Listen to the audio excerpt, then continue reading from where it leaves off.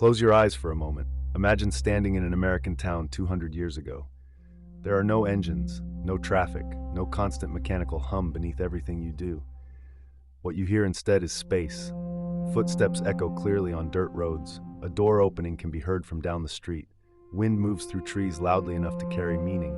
Silence is not empty, it is detailed. In early America, quiet was not rare, it was normal. People woke up without alarms.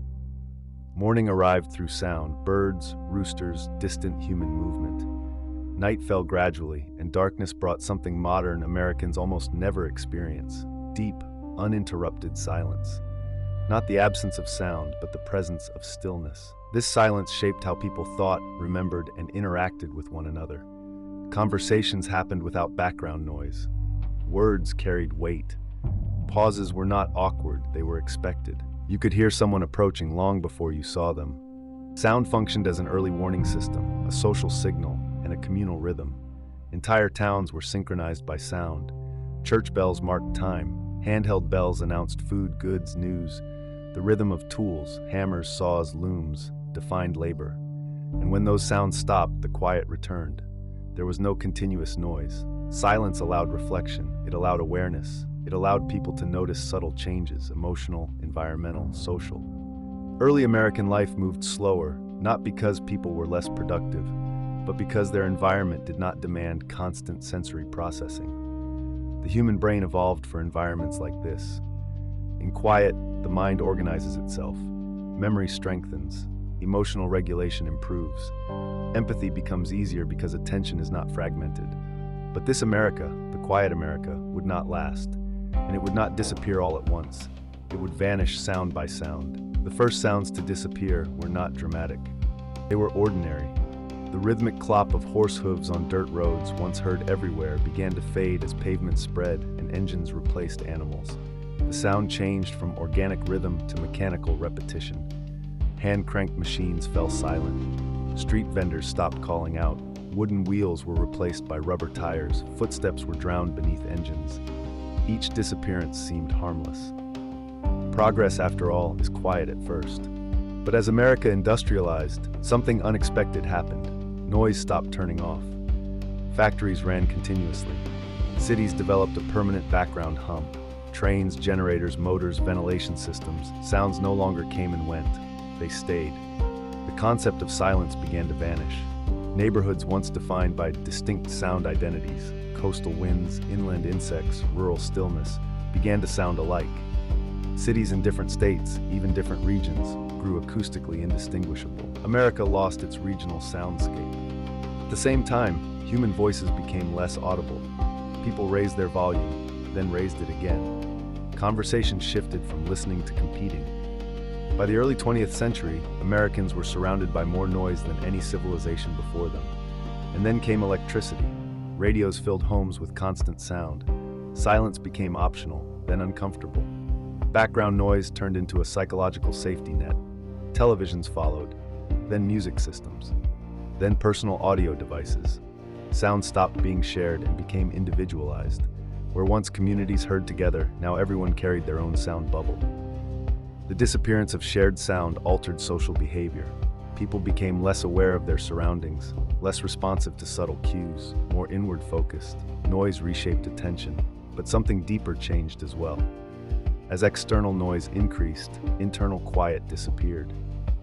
Moments of unstructured thought, once common during silence, became rare. Reflection was replaced by distraction. Stillness became something to avoid. America didn't just lose sounds, it lost the spaces between them. The human brain is not designed for constant noise. Studies show that continuous low-level sound, even when barely noticed, increases stress hormones, heart rates rise, patience shortens, emotional resilience weakens. But noise does something more subtle. It fractures attention. When the brain constantly filters sound, it spends energy processing information it cannot turn off. This reduces cognitive bandwidth for memory, empathy, and long-term thinking. Children growing up in noisy environments show measurable differences in learning and emotional regulation. Adults exposed to chronic noise experience higher anxiety, reduced focus, and diminished social trust. In loud environments, people withdraw. They avoid eye contact, they shorten conversations, they protect mental space by disengaging. Noise encourages isolation. This is why modern Americans often feel alone, even in crowds. Sound used to connect communities. Now it separates individuals. Ironically, as noise increased, Americans sought more artificial sound. Headphones, background music, white noise machines. Silence began to feel threatening. Without noise, the mind turns inward, and many people are no longer comfortable there. This shift has consequences. Decision-making becomes reactive rather than reflective. Emotional processing is delayed or avoided. People feel restless without stimulation. Even sleep changed. Nighttime silence once helped regulate circadian rhythms. Now, artificial noise fills bedrooms. The brain never fully powers down. America didn't just get louder, it got mentally busier. And with that busyness came exhaustion, not from labor, but from constant sensory load. Noise didn't just change how America sounded, it changed how America felt. Today, silence is rare and expensive. Quiet neighborhoods command higher prices. Retreats promise digital detox. Silence is marketed as luxury. What was once normal has become exclusive. But something interesting is happening. More people report discomfort in silence, followed by relief if they stay long enough. The brain, given time, remembers how to rest. Studies show that even short periods of true quiet restore cognitive function. Emotional regulation improves, creativity increases. Silence reveals what noise hides. Thoughts emerge, feelings surface, awareness sharpens. This is why silence feels unsettling at first. It removes distraction. But America has forgotten this skill. From early childhood, people are trained to fill silence. Music while driving, podcasts while walking, videos while eating. Silence is treated as empty time instead of fertile space. The question is not whether America can become quiet again. It is whether Americans remember why quiet mattered, because sound shapes behavior, and behavior shapes society. Every vanished sound took something with it: attention, patience, connection. Reclaiming silence is not about nostalgia. It is about balance, and it begins with a simple awareness.